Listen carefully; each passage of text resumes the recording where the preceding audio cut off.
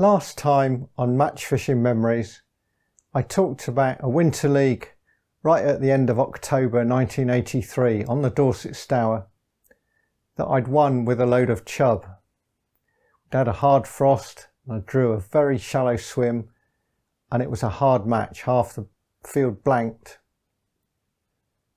A couple of weeks later we fished a winter league on the Dorset Froome from the outskirts of Wareham right up to above Holme Bridge. Another hard match. Didn't do very well. I had a grayling and a few bits and bobs, little dace and gudgeon of all things, for a few ounces and about halfway in my section. Anyway, a couple of weeks after that, start of December, we were back on the Stour, and this time it was the annual winter league that was held on Christchurch Club's waters on the lower Stour, which meant all the way from down on Wick Ferry, which is almost the last bit of the Stour before it joins the Avon, up through Tuckton and Iford, above Iford Bridge, possibly a bit of the Throop water just above Iford Bridge. And then the rest of the match was from below Longham Bridge on the north bank, what is now Dudsbury Golf Course, and all the way down through to Dudsbury Bridge, otherwise known as New Road Bridge, and possibly slightly below it, with about 4 or 5 sections on that part. Once again we had a really hard frost, -5 again, bright clear day, a slight north wind. The river was in better trim. We'd had some rain a month later, but it was still wasn't above winter level, probably a slightly low winter level, but not the really showing it bones level that we'd had back in October. But there was no doubt it was going to be a fairly tough match, and let's see how we got on. Now, the way we did the draw back in those days in winter leagues is that an angler from another team, I forget how they paired them up, but they did pair them up, our team captain would draw an envelope with all the cards in for our team, and then an angler from another team would come over to us. We'd supply someone to their team and just supervise the drawing of pegs from that envelope. And what Phil did was he took the other guy did, he took the envelope from Phil and he shuffled up the cards and he laid them out on the bonnet of a car. And back in those days, we're talking early 80s, car bonnets were pretty flat. Cars were more slab-like than the sort of very rounded cars now. Now, if you did it, it'd probably fall off the bonnet. But in those days, a car had a big sort of flat bonnet, probably something like a Ford Cortina or something like that. And he spread the cards around, and then we were invited to pick a card and then tell Phil what section we'd drawn, and he'd write it on the captain's team card so that we all knew what peg we had. Anyway, I picked up a card, and Mike Rainback, who'd come second in that match a month before, 4 weeks before, whenever it was, 5 weeks before, snatched it out of my hand. He said, "Ha, you're a jammy git. I'll be all right now." And with that, I said, "Oh, well, whatever. I'll have this one instead." And I picked up another one. And we opened our cards, and it so happened that we had the top 2 sections, which the way it worked is the most downstream one was A section, so that was Wick Ferry. And then the final 2 were, I don't know if it was L and M or something. I don't know what we did. K and L or something like that. So we had 12 sections, and they were up at Longham going up to the bridge house. I think we probably parked in the car park in those days, not something that we'd be able to do now. You could probably park in the lay-by in the front, but anyway, we travelled together. I was probably driving and he hitched a lift with me, probably gone with someone else to get there, can't remember. And off we went to Longham. So he'd got the peg I was meant to have and I got my own peg. And it turned out that the peg I had was just above what we called the island at Longham. And this was a great big horseshoe bend round on the river. And when they dredged the river in the late 70s, they'd put a cut across the narrow bit of the bank with a concrete weir that you could cross unless the water was very high. But in the summer, for instance, it would be bone dry, although it had pipes going and still has pipes going underneath it. So there'd be a trickle of water down through, but it stopped them losing all that several hundred yards of riverbank. Anyway, I got set up. Like I say, it's a bright sunny day, very pleasant. The frost went off fairly quickly and it was quite nice, very little wind. And I had a nice glide about 3.5, 4 foot deep.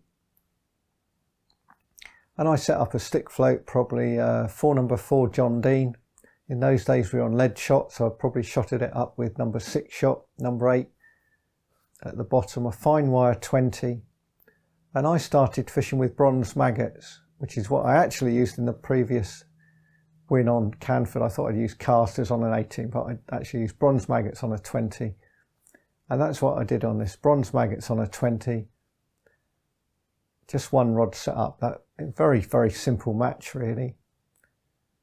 Anyway, the whistle went and I started fishing away.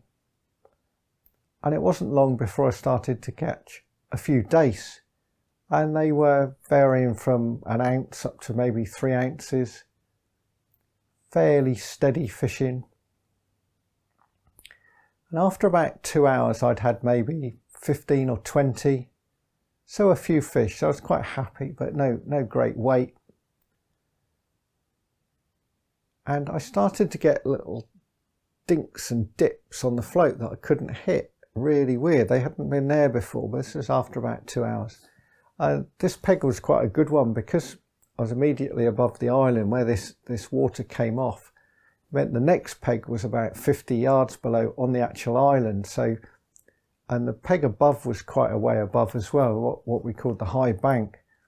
So I wasn't far off pleasure fishing. And in those days, you didn't get the dog walkers that you get now on that particular swims where they chuck the sticks in. But back then, we didn't seem to have a problem with that. So these dinks were intriguing me, and this went on for about 20 minutes or so. These little tiny nudges, I'd sort of feed and float go down a little nudge, nothing, no mark on the bait. And I wasn't catching any fish anymore. I'd sort of stopped catching fish. I thought, well, maybe they're just little tiny dace or something. I think if they'd been minnows, I might have caught some. I don't think I caught any minnows that day. So I put a 22 hook on, which is pretty fine for a winter stour, but there you go. 10 minutes later, I got a chub, not massive, over 2.5 pounds, probably, maybe 212. I thought, oh, there's chub in the swim. So I switched back to a 20 and no more chub. I did get a few more dace.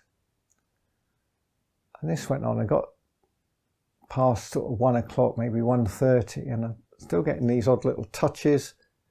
I'm wondering what's going on. So I thought maybe what I need to do is go back to that 22 again. And I did that. And not long after that, got another chub, this time of just over 2 pounds, a bit smaller than the first one. And I'm thinking, well, this isn't bad. I've got quite a few dace, no great weight, but some weight there, and a couple of chub for not far off 5 pounds. And by the last hour, the swim was pretty much dead. I couldn't pick up anything else.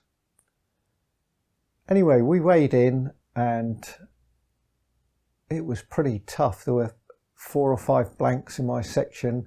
Longham was a bit like that, a bit all or nothing. And I'd obviously got a good peg because there was some dace for a start. Very few people had dace. They're just sort of odd chub. And I'd won the section with £8 8 ounces, and the next weight, like I say, was probably about £4.5, probably a £4, a £3, and then maybe someone had a couple of dace, a couple of people had a couple of dace. We went up to back upriver because Mike was upstream in the top section there. He hadn't had a bite, so he'd taken that peg off me and then not caught anything. And the weights were fairly similar, about £4.5 was top in that section. There was one little incident there. Julian Taylor, who was one of the very top Christchurch anglers, had blanked all match, and he was weighing in, and at the end of the match he'd been fishing a feeder and left it in after the end of the match. He said, well, I haven't caught any fish. He'd pulled his keep net out, and then he went off and weighed in the 4 or 5 people who'd weighed in, and then went back to his peg. And when he got back to his peg, he thought, well, I've got to pack up now, wind in the rod. So he wound in the rod, and there was an eel on the end. He didn't know how long it had been there. He'd never seen a bite from it. Whether it had only taken the bait after the end of the match, we'll never know, but he was a little bit miffed that if he'd wound in on the whistle, there was always a chance he might have caught it. It wasn't very big, few ounces. Anyway, as with the Canford match, the Wimborne match, myself and Mike Rainback this time, we were pretty much last to get back to the headquarters, which was down at Wick Ferry, down on a big car park there, which was free in those days. So we went back there, and it's several miles to get back, and what with the distance to weigh in and all the rest of it, just about all the match had got back by then, and quite often the people doing the scales got back before all the anglers. And we got back there, and they said, what have you got? And I said, £8 8. And they said, this time you've won, Mark. I thought, I can't believe it. Normally the weights on the lower Stour were big. If it fished at all, there were absolutely tons of dace down there, quite a lot of roach at times, some bream. There could be good weights at Dudsbury and Longham on its day. But that day, for some reason, with the froth, the tidal river had fished really, really hard. And there were several weights between 6 8, which was second, and about £6, about 5 weights in that sort of bracket. But it was very, very satisfying to win 2 winter leagues out of the series of 6 that year on the Stour, both with the aid of Chubb, both on pretty fine gear, and sort of at Mike Rainback's expense in a funny roundabout way. Hope you've enjoyed this story, and until next time, it's goodbye for now.